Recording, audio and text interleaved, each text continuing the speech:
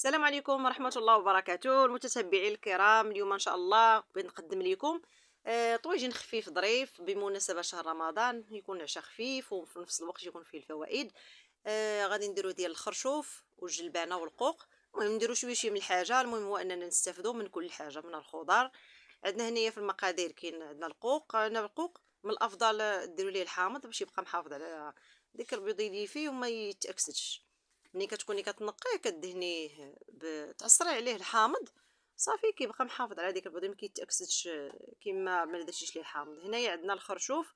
انا هنايا فضلت انني سلختو باش يعني مع التوجاد وداكشي باش نسري دغيا. هنا مطيشه ديال مطيشه محكوكه كبيره ولا جوج مطيشات صغار، اللحم، الزيت نص كاس ديال الماء في الاول غادي ندير، البصله مشلضه، قزبر معدنوس، مليحه، سكينجبير، خرقوم، الثومه محكوكه.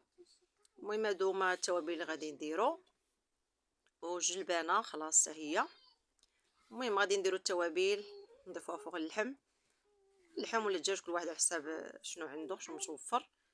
المهم دابا رمضان كنبغيو نديرو العشاء يكون خفيف ظريف، ما كنديروش شي حاجه يعني ثقيله ولا كنكثروا. يعني كنبغيو نديرو داكشي خفيف، يعني الانسان مازال غادي ينوض يتسحر، يجعل البركه. ايوا غادي نديرو التوابل وغادي نضيف واحد شويه ديال الماء. المهم نتوما تتصوبوا على خاطركم فوق البوطه، تخليو ديك التوابل تشربها الحين تقلى بها، عاد تضيفوا الزيت. انا علاش درنا نص كاس ديال الزيت على ودياش الخرشوف كيطلق الماء باش ما تجيناش ديك المرقه ميها. صافي دابا هنا كنضيفوا بصيله مشلضه، وغادي نضيفوا مطيشه محكوكه، وغادي نخلطوا هاد العناصر كلها. ودابا غادي ندوزو باش نديو الطويوه ديالنا فوق البوطه بيد ما نشربات الحيمه ديك التوابل وتقلات. صافي ودابا غادي نضيفو الخرشوف. قلت لكم هنا الخرشوف راه ديجا سالخا باش يدلياش الوقت. الا كنتو غادي ديروه مباشره يعني ما غاديش تسلخوه، غادي ديروه في كوكوط باش يطيب مزيان، باش هو كيشد الطياب وباش يطيب مزيان ما يجيش واقف. وحتى طيبوا هو الحمى عاد ضيفوا القوق لان القوق تيطيب دغيا والجلبانه. المهم انا هنا قلت لكم انني سلقته داكشي علاش. انا راه اول مره ندير الطريقه ديال نسلق الخشوف قبل، موالفه كندير الخرشوف تاعي طيب على خاطرو. قلنا نجربوا الطريقه مسلوقه، نجربوا جميع الطرق، حنا ما خاصين حتى شي حاجه، كلشي غادي نستافدوا منه ان شاء الله. المهم عاد ضفت هنايا القوق وغادي نضيفوا الجلبانه.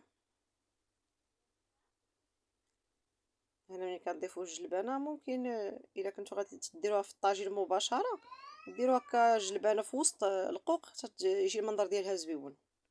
حتى في الحطار ممكن ديروها هكاك. ملي تبغيو تصبوا الماكله ديالكم راه غادي ديروا القوق وديروا فوق منو الجلبانه كيجي المنظر ديالو زوين.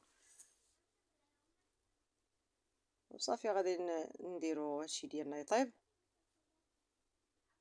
وغادي نرجعوا نشوفوا معكم تيطيب ونرويوه الماكله. نديروا ديك الساعات المريقه على قد الجهد ديال الماكله باش تكون طابت.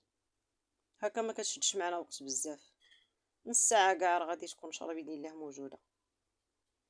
هنا الطريف ديال الحامضه، انا كندير الطريف ديال الحامض هكاك. كاين اللي بغيتو ديروه مصير، انا كنحاول نتجنبوا على ود الملحه تيكون مالح بزاف.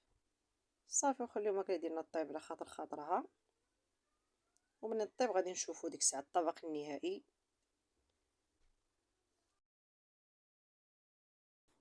وهذا هو الطبق ديالنا، كنتمنى نالنا الاعجاب ديالكم وبصحه والراحه جميعا. ما تنسوناش من اللايك والاشتراك والبارطاج مع الاهل والاحباب، وشكرا جزيلا.